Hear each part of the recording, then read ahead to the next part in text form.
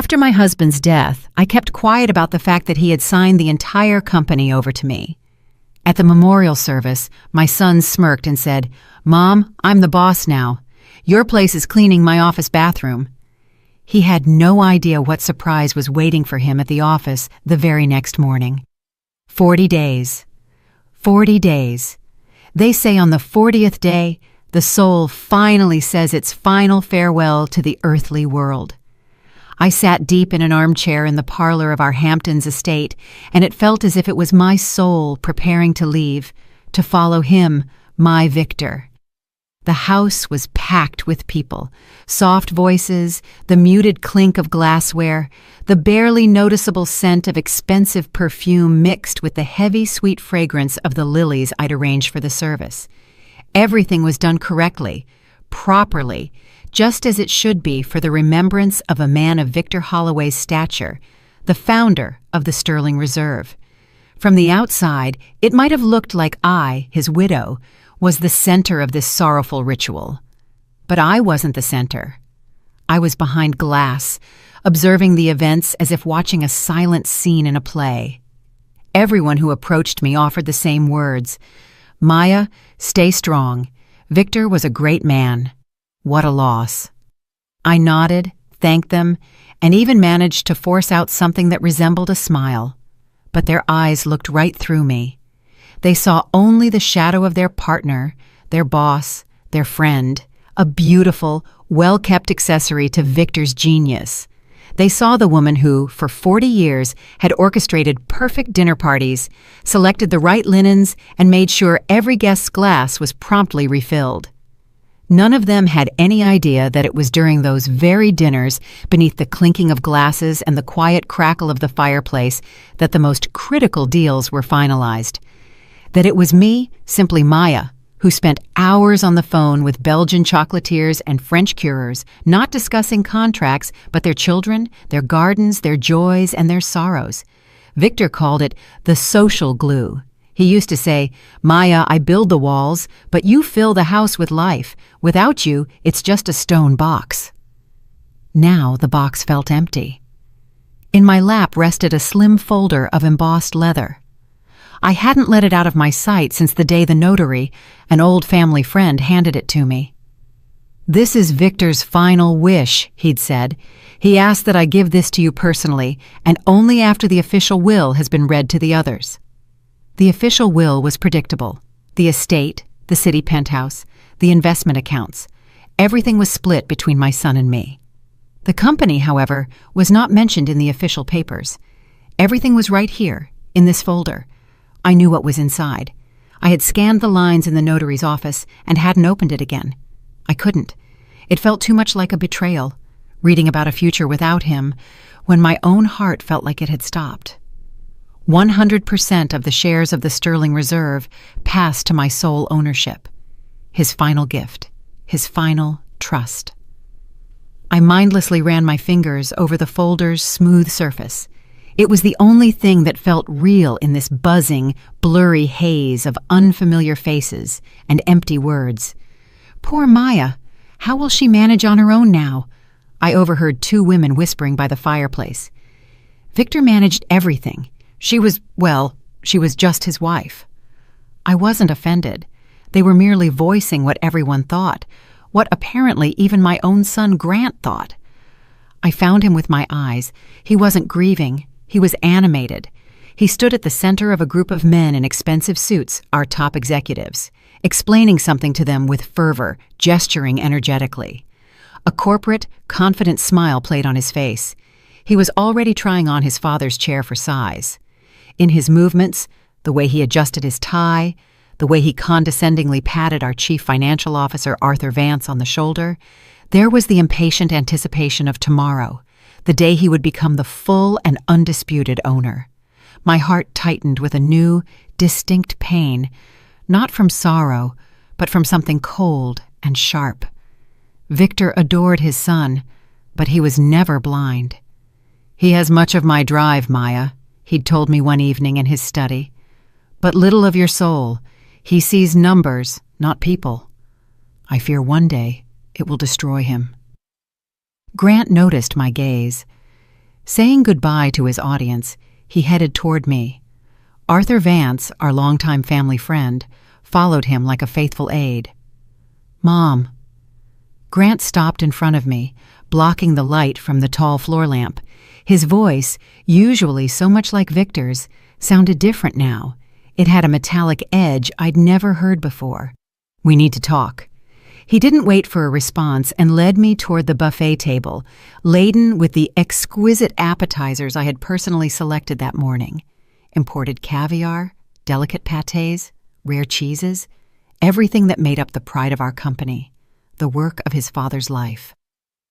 "I've been thinking," he began, taking a canapé topped with black caviar from a tray. He didn't even look at the food. He just popped it into his mouth as something entirely expected. "Starting tomorrow, I officially take over. So Dad's office is mine now. You'll need to clear out his personal effects, and yours, too. From the estate, I mean. I plan to redecorate and host corporate receptions here. For business, you understand. You won't be comfortable here anymore. You'll move into the city penthouse. It's smaller, but it will be enough for just you." He said this so casually, so simply, as if discussing rearranging furniture, as if he wasn't evicting me from the home where I had lived for 40 years, where every corner held the memory of his father. I remained silent. A strange numbness grew in my chest. Grant smirked, noticing my silence. He seemed to mistake it for compliance, the confusion of a weak woman who needed to be put in her place. "And another thing," he added, wiping his fingers on a napkin. "You'll have a pension, don't worry. But sitting idle is bad for you at your age. You need to stay, engaged." "Your place now." He looked me up and down with an appraising gaze, and a flash of open disdain crossed his eyes. "Well, you can start by tidying up my office bathroom." He uttered those last words quietly, almost intimately, leaning into me. They held such venom, such a desire to humiliate, that the air around me seemed to freeze. In that instant, something broke, or perhaps something new was forged. The heavy, suffocating lump of grief in my chest didn't vanish, but it was suddenly covered in a thin crust of ice. The clinking of glasses, the voices, the music, all the sounds instantly faded, as if someone had pulled an invisible switch. I stopped smelling the lilies and the expensive cigars. The whole world narrowed down to 2 points. My son's self-satisfied face, and the smooth, cool surface of the folder with the will on my lap.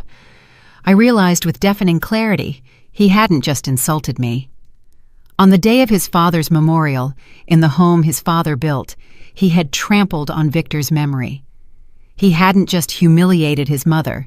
He had humiliated 40 years of life, 40 years of partnership, 40 years of love upon which this entire empire was built. Instead of blood, icy water seemed to flow through my veins. Calm, transparent, carrying not fury, but absolute, ringing clarity. Standing before me was not my son. Standing before me was a stranger, someone who was about to destroy everything that Victor and I held dear. The internal shift was complete. The fight for the inheritance had not yet begun. The fight for honor had. I slowly turned and walked away from the buffet table. I didn't say a word to Grant, nor did I grant him a glance. The icy composure that filled me was stronger than any armor. I walked through the parlor, past the sympathetic faces and sorrowful whispers, ascended the stairs to our master suite, and closed the door behind me. The noise of the service remained somewhere in another life. My life, the one before this day, had ended 40 days ago. The one I'd had just an hour ago ended with my son's last word. I waited until the last car had pulled away from the house and everything downstairs had fallen silent. Only then did I leave the suite and descend to the first floor. The house smelled of stale candle wax, lilies, and betrayal. Without turning on the lights, I walked down the hall to Victor's study. This was the heart of the home, the core of his life. Heavy oak paneling, bookshelves reaching the ceiling, the massive desk where his half-empty cup of tea still sat. I sank into his oversized leather armchair. It still held his warmth, his scent, the faint aroma of sandalwood and fine tobacco. How many nights had I sat just like this, in the chair opposite, listening as he shared his plans, his fears, his dreams. The Sterling Reserve was more than just a business. It was our mutual child, born out of a love for quality, out of respect for tradition. "Your place is cleaning my office bathroom." The phrase echoed in the hollow silence of the study. It didn't provoke tears. The tears had dried up. It only provoked a cold, detached curiosity. How could a man who grew up in this house, who saw his father build his reputation piece by piece, stoop so low? How could he so devalue everything that defined our family? He sees the company as a machine, a collection of assets, warehouses, and logistics chains. He thinks it's enough to sit in his father's chair, hang his own portrait on the wall, and the mechanism will continue to work, spitting out money. He doesn't understand that Victor didn't build a mechanism. He built a family that extended far beyond this house. It lived in Brussels, on Celanese plantations, in small fishing villages on the coast of France. Its members were people whose families had spent centuries making the best chocolate, tea, and caviar in the world. People for whom the word honor was not an empty sound, but the foundation of their life's work. This is why my first thought wasn't about lawyers. Showing Grant the folder with the will would have been too easy. It would have been his language, the language of documents, power, and formalities. It wouldn't have changed anything in his soul. He would have simply hated me even more, but he still wouldn't have understood his fundamental mistake. No, I had to speak to him in his father's language, the language he, unfortunately, had never learned. I reached out to the bottom shelf of the desk and pulled out a heavy, thick journal with an embossed leather cover. This was my personal notebook, not for business contacts. For that, we had secretaries and electronic databases. This contained other numbers, personal, home numbers I called to congratulate on the birth of a grandchild, ask about their health, or simply chat about small things. Victor would laugh and call it my spider web. "My dear," he'd say, "you've woven your web around half the world, and our partners hold on to us, not through steel contracts, but through your subtle, invisible threads." Now was the time to test the strength of those threads. I opened the book to the letter D. Charlotte Dubois, owner of a small but legendary chocolate factory in Brussels. We met nearly 35 years ago at an exhibition in Paris. Our husbands were discussing supply terms, while Charlotte and I slipped away for coffee and discovered we had far more in common than just our husband's business. Since then, she had become more than a partner. She was a dear friend. I dialed her number. Long, drawn-out rings. On the other end, her slightly raspy, always energetic voice answered. "Hello? Oh, Charlotte, my dear, it's Maya." "May? Goodness, I was just thinking about you all day. How are you, my sweet? How is the service?" Her voice was full of genuine warmth and sympathy. I closed my eyes for a moment, allowing that warmth to touch my frozen heart. It went as it should. There were many people. Everyone remembered Victor. I tried to keep my voice steady. He was a great man, May. A true original. They don't make them like that anymore. I lit a candle for him at the cathedral. "Thank you, Charlotte. I'm calling you, actually, for this reason." I paused, choosing my words. "I just wanted to let you know, we have some changes coming. Grant is taking the reins." A short silence followed on the other end. Charlotte was too smart not to catch the hidden meaning in my words. "I understand," she finally said, her voice turning serious. "Grant is a good boy, but he's different. He's a child of the new century." "Exactly," I confirmed quietly. "He's a child of the new century. So I'm just calling my old friends, just to check in, to thank them for the years of friendship." "I hear you, May," Charlotte said firmly. "You can always count on me. Whatever happens, call me if you need anything, anytime." "Thank you, dear. That's all I needed to hear." We said our goodbyes. I hung up and sat motionless for a few minutes. The first thread held fast. It was stronger than steel. I turned the page. Sri Lanka. Mr. Sundaram, owner of the tea plantations that supplied us with the exclusive blend found only in our stores. His father had worked with Victor's father. I remembered Mr. Sundaram flying in for our 25th wedding anniversary and bringing a potted tea sapling as a gift. It still grew in our conservatory. I called him. He was, as always, exquisitely polite and respectful. I asked about his family, the new harvest, and then, as cautiously as I had with Charlotte, I mentioned the new leadership. He was silent for a long moment, then spoke with a gentle accent. "Madam Maya, our family has worked with your family for 2 generations. To us, the sterling reserve is Mr. Victor and you. Everything else is just words on paper. We remember kindness." The third call was to France, to Monsieur Laurent, whose small family-owned business supplied us with the finest island caviar in the world. He was an artist, a poet of his craft. He spoke about caviar the way others speak about music. Victor valued that obsession with quality in him. The conversation was brief. I said that changes were coming, and that for the new generation of businessmen, old friendships might no longer be valued. He replied simply, "Madam Holloway, there are things that are not for sale. Reputation is one of them. My reputation is tied to yours. I will not forget this." Hanging up after the third conversation, I felt the ice in my chest begin to melt, giving way to something new. It wasn't hope. It was certainty. My spider web was intact. For 40 years, I had woven it with threads of friendship, respect, and human warmth. And now, that spider web was transforming into a net that would very soon ensnare the one who fancied himself the hunter. I closed the notebook. The study was still dark and quiet, but now the silence wasn't oppressive. It was filled with power. I had made my first move, and I had made it not as an offended mother or a humiliated widow, but as the owner of the sterling reserve. My son didn't know it yet, but the war for the soul of his father's company had already begun, and I wasn't about to lose it. The coup. I sat in the study until dawn. When the first gray rays touched the spines of the books, I got up and quietly went to my room. I didn't go to sleep. I just waited for the sound of footsteps on the stairs, the sound of the front door closing. That was the sound of the beginning of his new day, the day of his triumph. I didn't see it with my own eyes, but I know my son. I know Arthur. I can imagine every detail of his first day at the office, the day he thought would be the start of his empire.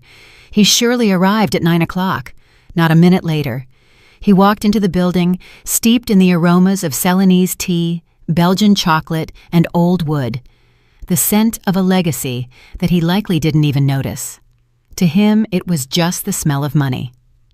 His father's secretary, Ms. Davis, a woman who had worked with us since day one, must have met him at the entrance with tears in her eyes. "Mr. Grant Holloway, please accept my condolences."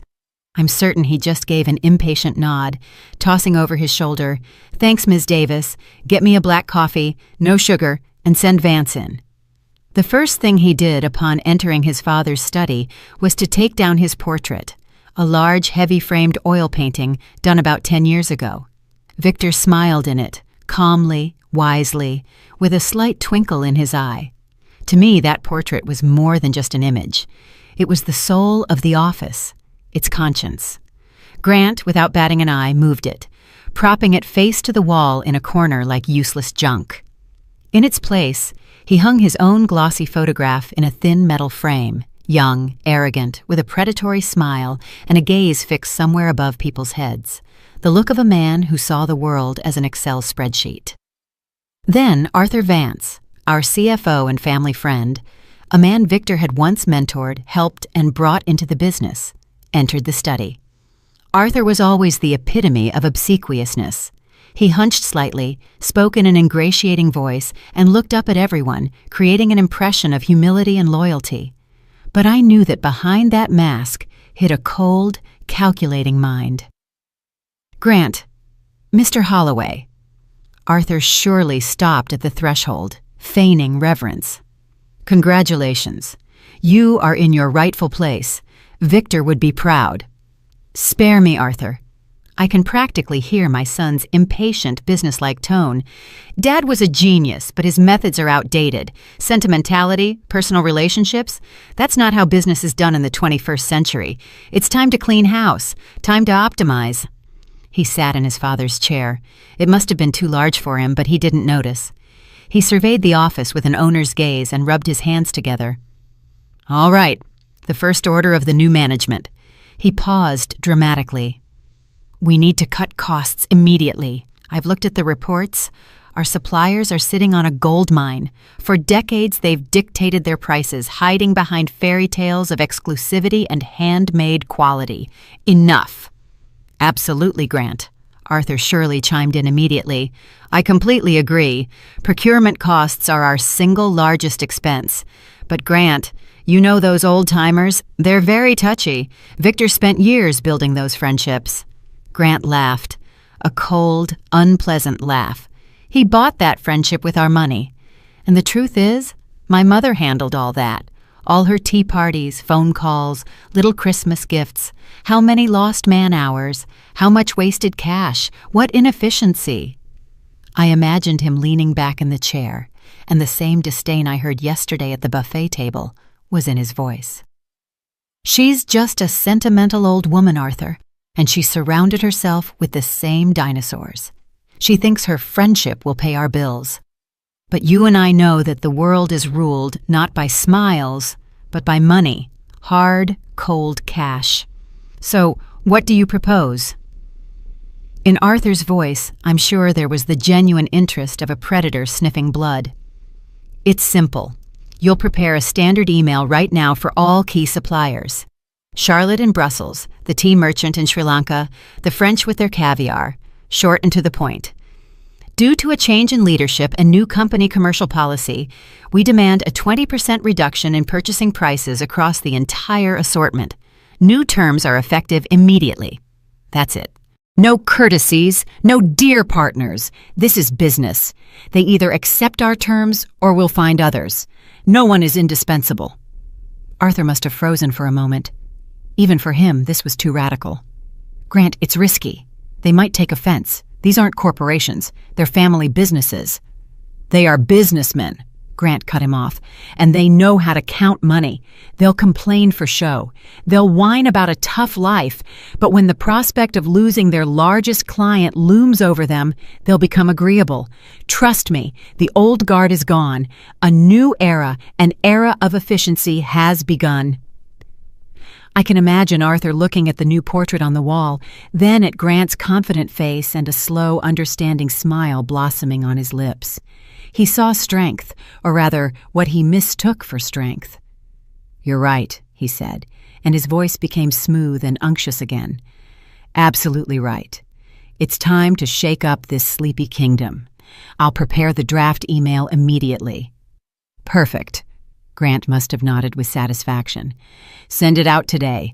Enough sitting around while my mother plays solitaire at the estate and mourns the past. We are building the future. He was wrong about only one thing. I wasn't playing solitaire.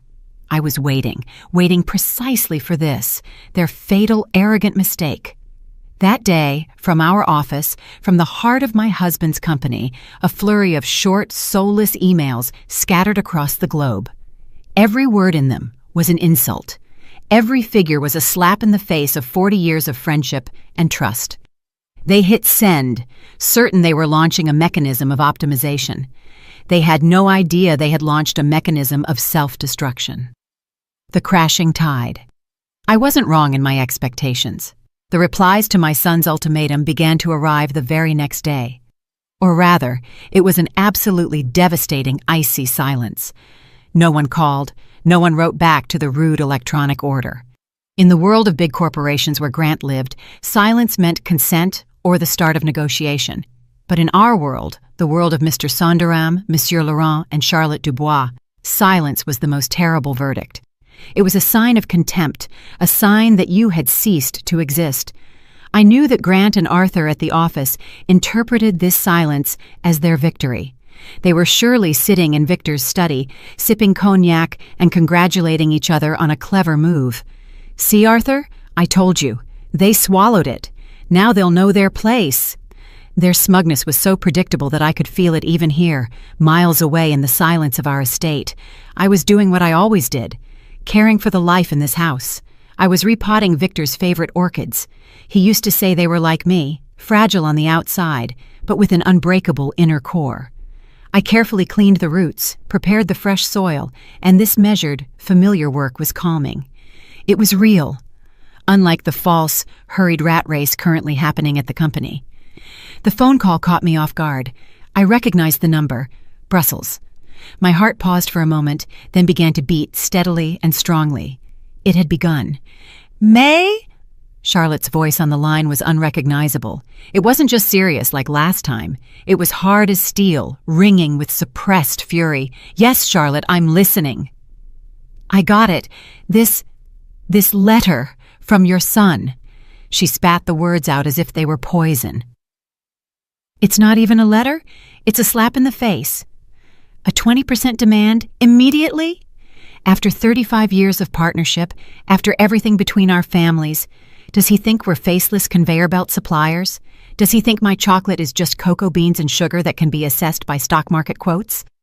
I remained silent, letting her vent. Her anger was justified. It was the anger of a person whose honor had been insulted. My husband, God rest his soul, would turn over in his grave if he saw this. Victor and I worked on a handshake for 20 years before we signed the first official contract, because his word was more reliable than any paperwork. And this boy. I know, Charlotte, I said quietly. I know everything, and I'm so sorry you had to read that. Sorry, May? I'm not sorry. I'm furious, she exclaimed. I've already prepared the official response, a termination of all shipments. My chocolate will never appear in your stores again, not while... She suddenly stopped, took a deep breath, trying to calm herself. But I'm not calling about that, she said in a different tone, quiet, tense, full of dread. That letter was just an insult, but what happened an hour later, that's something else entirely. I froze with the orchid pot in my hands. Dirt scattered onto the floor, but I didn't notice. What happened, Charlotte? I received an official request from the legal department of Omnicorp. At those words, the cold that had only thinly crusted over my grief pierced me right through to the heart. Omnicorp, the cheap, faceless conglomerate that bought up famous brands and sucked the soul out of them. They left only the name, and under it, they sold mass-produced, low-grade products made in gigantic automated factories. Victor hated them with all his heart. He called them the grave diggers of quality. They don't create, Maya, he'd often say. They only destroy. They take the history, the reputation, the life's work of true masters, and they turn it into dust, a line in a quarterly report. It's the worst kind of barbarism. Barbarism in a business suit. What did they want? My voice sounded hollow, as if from a well. They wanted confirmation of the terms of my exclusive contract with the Sterling Reserve, Charlotte said slowly, distinctly articulating every word. They informed me they are in the final stages of a merger and acquisition of your company. They plan to buy you out, May, completely. They wanted to make sure the contracts with key suppliers, that is, me, would remain in force after the change of ownership. May, what in the hell is going on over there? I sank onto a side table. The pot slipped from my hands and shattered, scattering soil and the orchid's pale, delicate roots across the floor. But I didn't hear the sound. I only heard the deafening roar in my ears. This wasn't just betrayal. It was desecration. Grant and Arthur, they didn't just want to take the company from me. They didn't just want to kick me out of the house and humiliate me. It was much worse. They had planned from the beginning to sell Victor's life's work to his fiercest enemy, the one he despised most in the world. They were going to take his name, his reputation, his legacy, and hand it over to the grave diggers of quality. And now I understood everything. Their haste, their cruelty. The demand for a 20% discount wasn't just greed, it was pre-sale preparation. They wanted to show Omnicorp they could optimize costs and squeeze even more profit from the suppliers. They were boosting the company's investment appeal before slaughtering it like a hog at a fair. And Arthur Vance, the family friend, he was there the whole time. He looked me in the eye at the memorial, offered words of sympathy, and behind my back, he was cutting deals with the murderers of Victor's business. He manipulated my son, playing on his greed and vanity, to pull off this transaction and line his own pockets. My blood turned to ice. The pain from Grant's words at the memorial was nothing compared to this. That was a blow against me. This was a stab in Victor's back. The dead cannot defend themselves. They cannot uphold their honor. Then I must. The battle for the company was over before it began. Now this was a war for my husband's soul. And in this war, I had no right to lose. Charlotte, my dear. My voice was calm, but it held a firmness she didn't expect from me. I ask one thing of you. Don't send any official replies yet. Do something else. Tell everyone, tell all our mutual friends about this request from Omnicorp. Call Mr. Sundaram. Call Monsieur Laurent. They need to know the fate planned for the business we all served. They need to know that their names and reputations are about to be sold at auction. A pause followed on the other end, and then I heard a quiet, almost awestruck gasp. "I hear you, May," Charlotte said. And in her voice, there was no longer anger. There was the cold, calculating fury of an ally. "Consider it done. The gravediggers won't get this feast." After that conversation, I hung up and went out to the garden. The day was clear and cool. I picked up my shears and walked to the rose bushes. This was my ritual, my sanctuary. By trimming the faded blooms and dry branches, I wasn't just tidying the bushes, I was tidying my thoughts.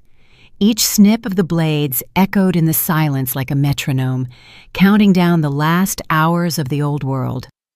I knew that across the invisible threads of my spiderweb, the news was flying.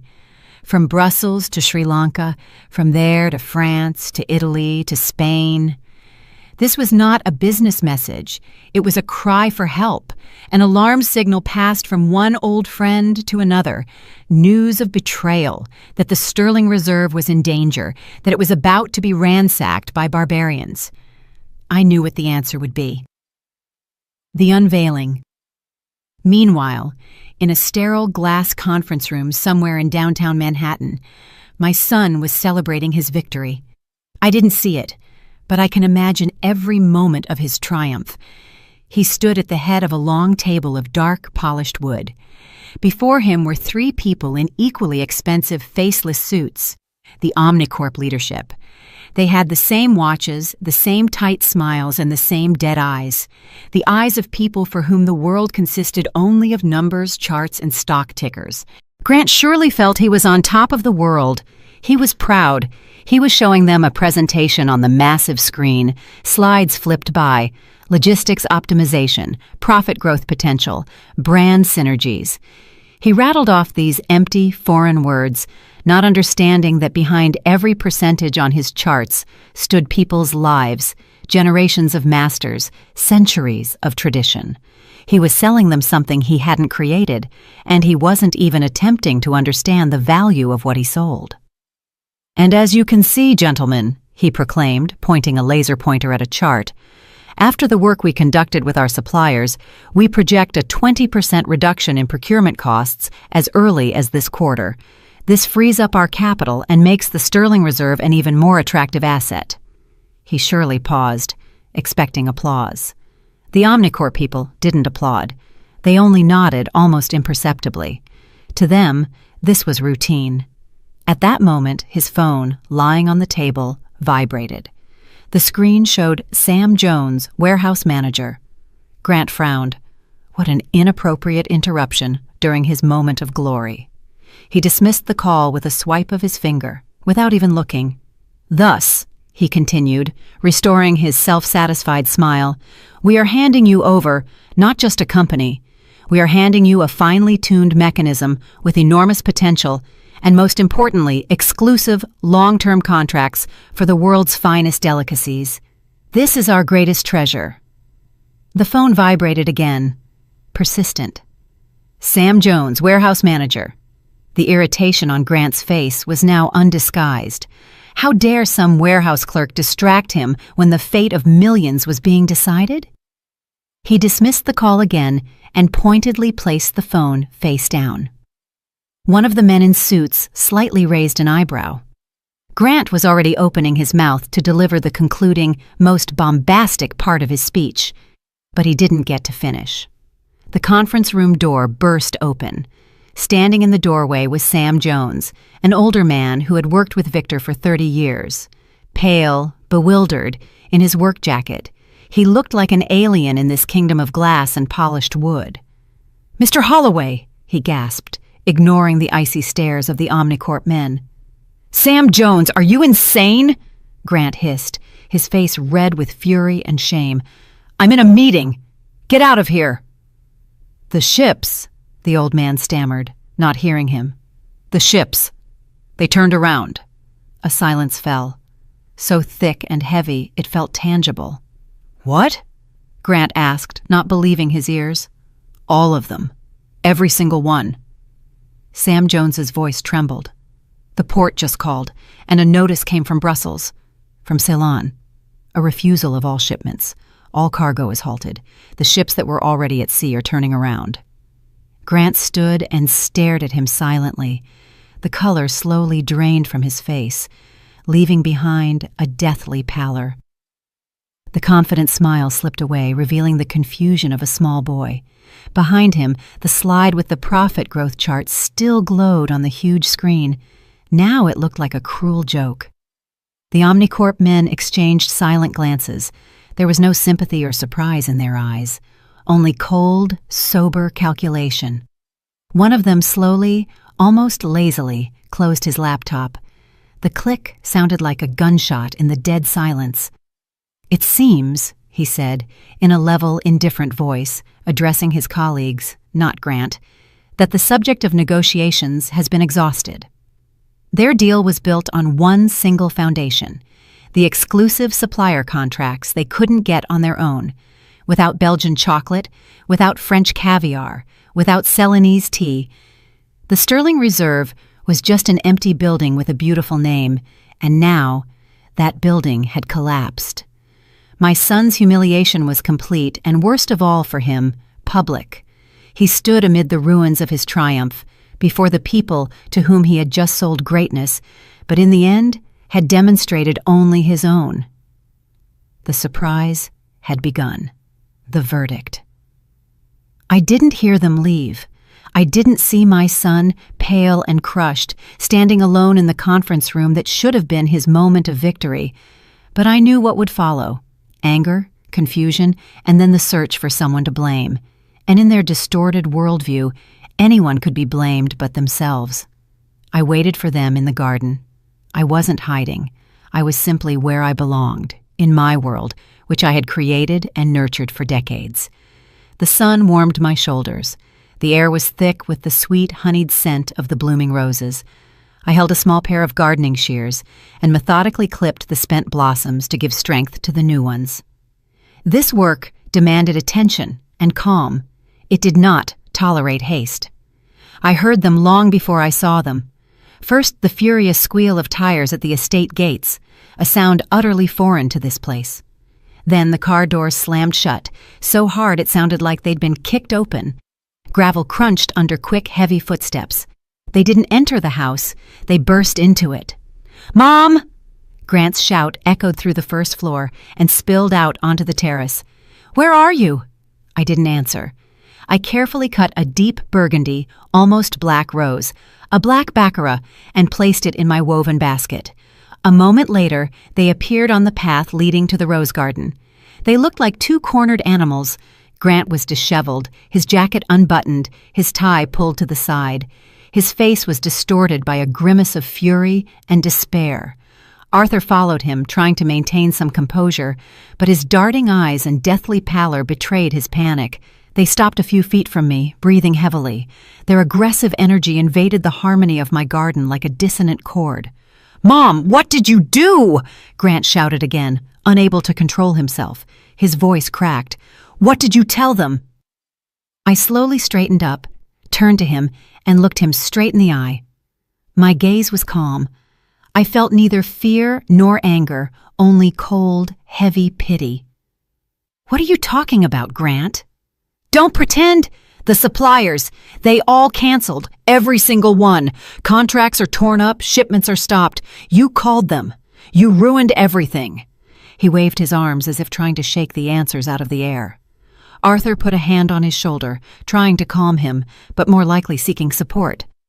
"Ms. Holloway," Arthur began in his ingratiating voice, which now contained a steel tremor. "We are in a very serious situation. The company is paralyzed. Mr. Holloway spoke hastily, but essentially he is right. We know you talked to our partners. We ask you, no, we demand that you call them immediately and smooth over this misunderstanding. You have to fix this. You have to." His words carried an order, a humiliated lackey suddenly fancying himself a lord. I shifted my gaze from my son's rage-filled face to the tense face of the family friend, and then I turned back to the rosebush, and with one precise, careful movement, clipped another faded flower. The snip of the shears sounded deafeningly loud in the silence that followed. "I didn't call them to cancel anything, Grant," I said quietly, but my voice carried throughout the garden. "I called them as a friend to say goodbye." Grant froze, looking at me, confused. "Say goodbye? What are you talking about? What friendship? This is business. You don't understand any of this. You messed everything up with your senioritis." "It is you who didn't understand, son," I replied just as calmly. I placed the shears in the basket and looked at both of them. Neither of you understood. You thought your father's company was walls, warehouses, and numbers in reports. But it is people. It is the trust he built for 40 years, trust that you destroyed in 2 days. I didn't tell them to cancel shipments. I simply let them know that the old world of the Sterling Reserve no longer existed, and they chose not to deal with the new one. "That's a lie!" Grant screamed. "They would never do that over some sentimental nonsense. You talked them into something. You slandered me." I took a deep breath, inhaling the scent of the roses, the scent of the world I was about to protect. "I only told them the truth," I said, looking straight into the eyes of my son and then Arthur. "I told them that you disrespect them, that you insulted them with your ultimatum. And I paused, letting the words gain weight. "I told them that you were trying to sell them along with me, along with your father's legacy, to Omnicorp." The air froze. A bee buzzing near the bush suddenly stopped. Even the wind seemed to cease breathing. They froze like two statues. Grant's face slowly lost its expression of fury, giving way to complete, absolute confusion, which instantly morphed into terror. He looked at me as if I had spoken a dead language and uttered a terrible curse. But Arthur's face was worse. His mask of compliance and control cracked and crumbled into dust. Beneath it was the face of a cornered predator. His eyes glazed over with shock, his jaw dropped. He understood. He understood everything. Their biggest, most carefully guarded secret was no longer a secret. Their plan, their meticulously calculated scheme, their betrayal. It was all exposed. They stood amid my blooming garden, amid a world built on honor and respect. Their own lie, made manifest, was suffocating them, preventing them from breathing or speaking. Arthur was the first to recover from the shock. Fear is the best catalyst. He saw the abyss opening beneath his feet, and the instinct for self-preservation prompted him to make one last, desperate move. He instantly changed tactics. The panic on his face was replaced by a mask of corporate urgency, and his voice took on false notes of distress and concern. "Ms. Holloway!" he exclaimed, taking a step forward and shielding the frozen Grant. "Thank God you're aware. We didn't want to worry you until everything was finalized. You don't understand the full picture." He spoke quickly, hurriedly, as if afraid I would interrupt him. "Yes, we were negotiating with Omnicorp, but it was a necessary step, the only way to save the company. You simply don't know the state Victor left things in. Debts, cash flow gaps, outdated contracts. The company is on the verge of bankruptcy." He was lying blatantly, desperately, looking me right in the eye. He was trying to weave a new reality in which they were not traitors, but saviors.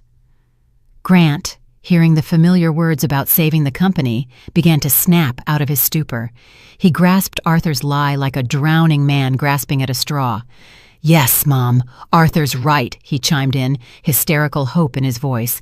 "Dad, he was hiding problems from us. We wanted to fix everything and then tell you. And now it's all ruined, but it's not too late." Arthur immediately seized the moment. He opened the folder he'd been holding all this time and pulled out a few sheets of paper. "Here." He stepped even closer and nearly thrust the documents into my face. "Ms. Holloway, you must sign this immediately. This is a power of attorney transferring emergency powers to Grant Holloway. It will give him the right to act on behalf of all owners to reanimate the deal with Omnicorp. It's our last chance. If you don't sign, the company will declare bankruptcy tomorrow. You will destroy your husband's life's work." This was their final gambit, a mixture of blackmail, threats, and fabricated panic. They were pressing on my most painful spots, my supposed business incompetence, my fear of complex terminology, my guilt for the company's collapse. They still saw me as a weak, sentimental widow who could be intimidated and forced to comply. They thought I would break. I didn't even glance at the papers he held out. I calmly placed the basket of roses on the garden bench. Then I put the shears in there. Only then, unhurriedly, did I pull out the other item from the basket, the slim, embossed leather folder I hadn't parted with since the memorial. I held it in my hands, feeling its smooth, cool surface. It was my shield, my sword, my answer to all their lies. "You're talking about these papers, Arthur?" I asked quietly. They both stared uncomprehendingly at the folder in my hands. They didn't know what it was. To them, it was just another object from the sentimental old woman's world. I stepped toward them. They instinctively backed away. I stopped right in front of Arthur and held the folder out to him. "Take it, read it." He hesitated, looking suspiciously at me, then at the folder. Grant peered over his shoulder. Finally, Arthur tentatively took it. His fingers trembled as he opened it. I watched their faces. This was the moment of truth. The moment when their world, built on lies and arrogance, was about to crumble into dust. First, Arthur scanned the first page. His eyebrows furrowed in confusion. Then he began to read more carefully. His eyes widened with every line. His breathing became shallow. The color completely drained from his face, leaving a sickly gray pallor. The folder would have slipped from his weakening hands if Grant hadn't caught it. "What is it?" he asked impatiently, and then his own gaze devoured the document. I saw the same thing on my son's face. The slow, terrifying realization, the shattering of all hope, a complete, crushing defeat. The folder contained only 2 pages. The last will and testament of Victor Holloway concerning his company, a short, clear, unambiguous text stating that 100% of the shares of the Sterling Reserve, Inc., upon his death, passed into the sole and full ownership of his wife, Maya Holloway. They were silent. The world had collapsed around them. They stood on its wreckage, speechless. I walked over and took the folder from Grant's slackened hands.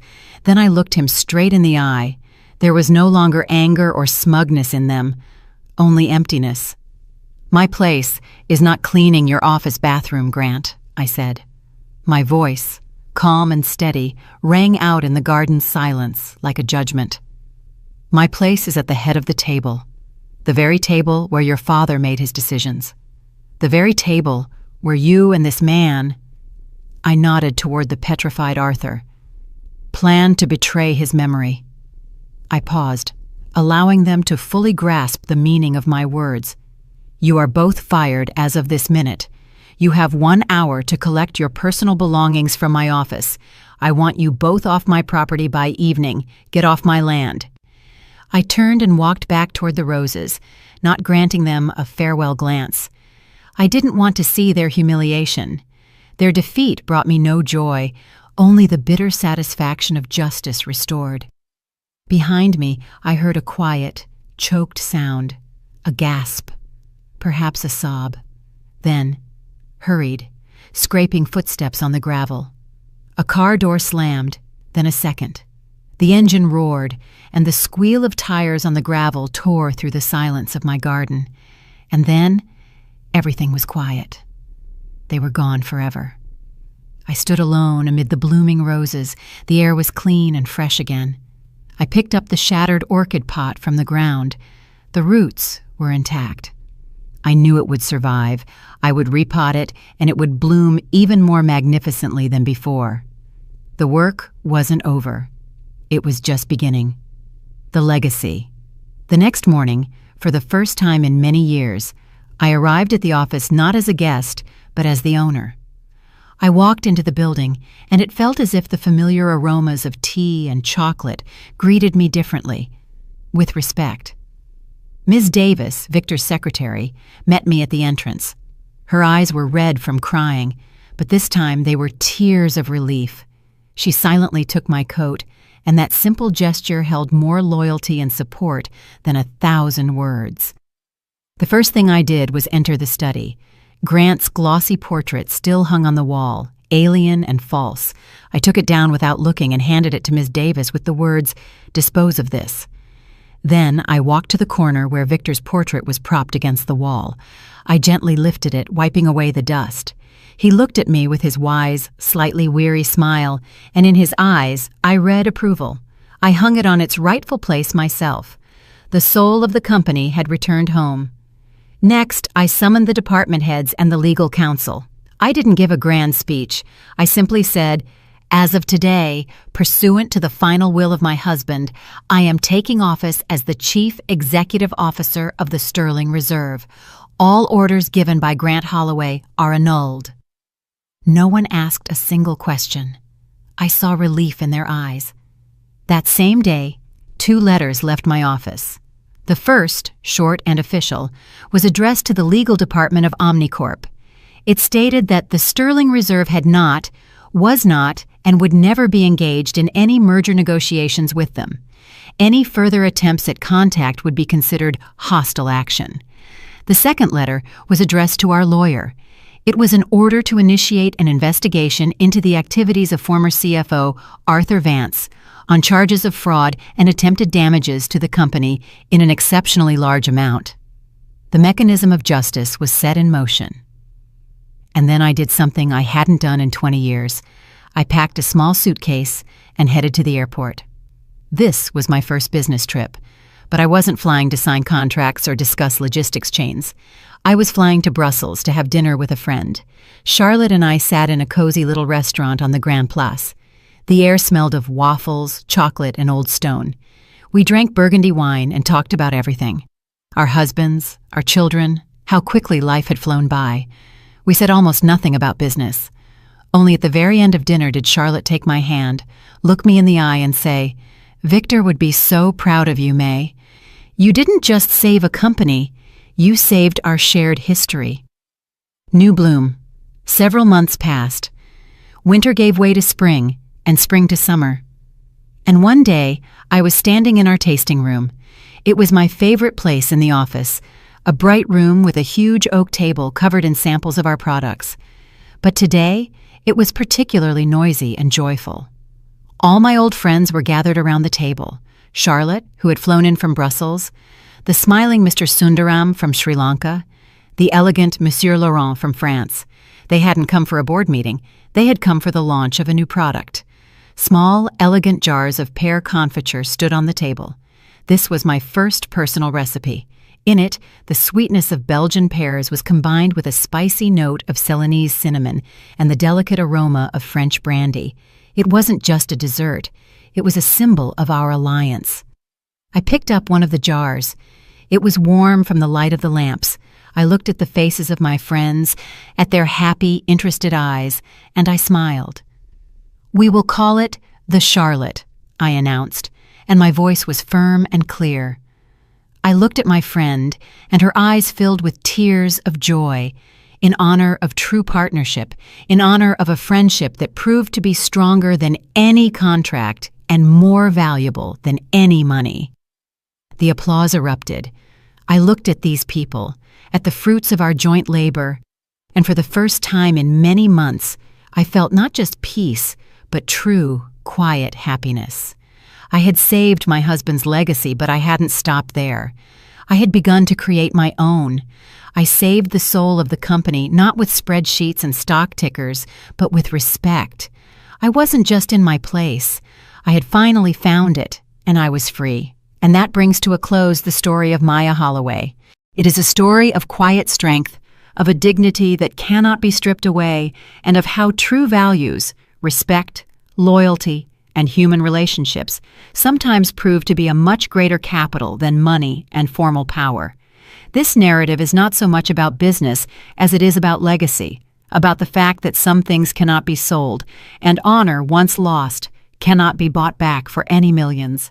Maya did not just save a company, she saved the soul of the business to which she and her husband had dedicated their entire lives. But let us consider, do the ends always justify the means? The main question this story leaves is, did Maya do the right thing? Undoubtedly, her son and his accomplice deserved punishment for their betrayal and greed.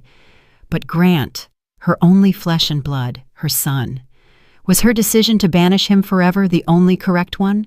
Was there only cold justice in her actions, or was there also the bitterness of deep maternal resentment? How would you have acted in her place? Do you consider her actions just retribution, or perhaps too harsh a decision toward her own child? We would be incredibly interested to know what you think. Share your opinion in the comments below this video. If you have any questions or are curious about any details of this story, be sure to write about them. And of course, if this story touched you, please like and subscribe to our channel. Your support is the best reward for us and an incentive to continue telling you new, equally compelling stories. Thank you for spending this time with us and listening to the end. We wish you all the best. At the end of this video, a window will appear in the center of the screen. Click on it to watch our other most compelling stories.